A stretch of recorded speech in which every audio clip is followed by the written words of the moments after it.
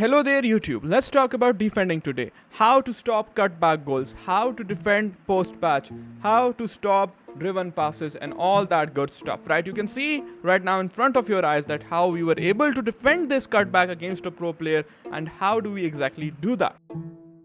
Pay close attention, okay? First thing first, guys, it always comes down to the positioning of your player. As you can see, we are controlling Zidane right now. Why? Because he can make this pass into Lionel Messi, right? This is the most obvious and the most dangerous pass and we need to stop that. What does it come down to? Defender positioning, and we are only using the sprint button because right now there is no need to use the jockey button, right?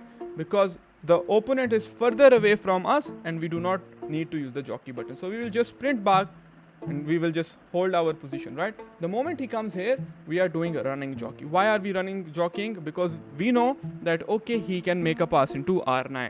And because of that, we are jockeying backwards, all about anticipation. I always teach two things. It's about positioning and anticipation, right? So we are positioning ourselves and now we select Lucio. Why do we select Lucio? Because as we know, once the opponent is in the byline, 99 out of 100 times he is wanting to go inside and get the ball for the cutback, right? So he wants to cut back and we need more players back. What are we going to use? We are going to double tap R1. Yes, that is correct. Double tap R1 and we will call two players back. As you can see, these two little light blue cursors over Bellingham and Emerson Royal, what are they doing? They are performing partial team press, which is a new feature this year. R1 double tap and they will cover. One will cover Vinicius, one will cover R9, while I am with Lucio and I am manually marking his R9, right? So we are applying so much pressure and we have called so many players back.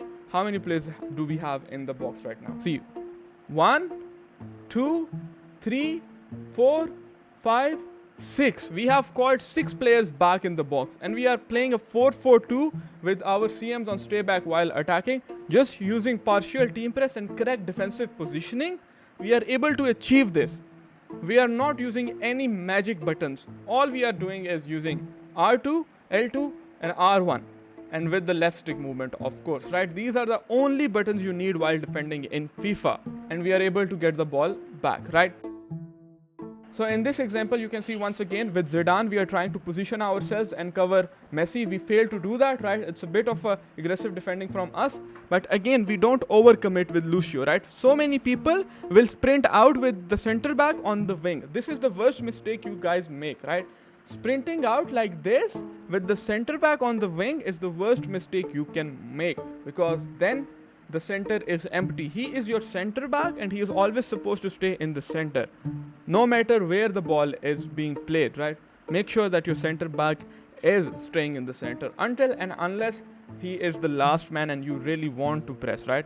But right now, as you can see, we have other options. We have our left back, we have the other center back and our right back present as well. So all we are trying to do is apply pressure on the guy who's on the wing right now, right? He goes down the wing.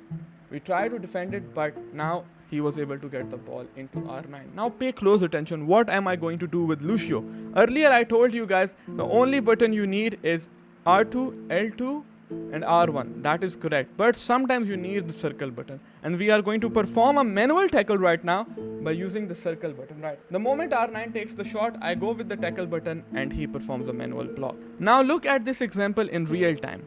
How the opponent was able to get the ball into R9, but still we did not give up and we tried our level best, keeping in mind the concept of positioning, defender positioning, right? And we are able to get the ball back. Once again with Lucio, you can see that this Mbappe is making a run. With Lucio, we are covering his run while making sure that we are also applying pressure on R9. We are showing the opponent that, okay, I am present in game and I know what you are up to, right? This is very important to show your opponent what you are doing so he changes his plan, right?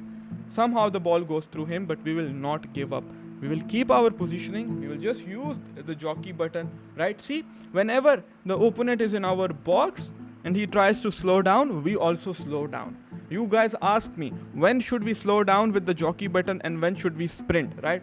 It all depends on the movement of your opponent. You have to mirror him. If he is slowing down, slow down with the L2 button, right? If he is not slowing down, he is moving fast, agile, and he's trying to get the ball from his one attacker to the other attacker and you really want to intercept, go with the fast movements, right? See, once again, only L2. R1, we call players back using partial team press. But be very careful with partial team press. Do not overdo it, okay? Eventually, we will end up getting the ball back with Zidane. And we kept our shape. So, defending is very simple. If you focus on defender positioning, if you focus on improving your anticipation and pay close attention to what the opponent is doing in combination with the partial team press. This is something we have never discussed on the channel before, and I hope it is going to help you.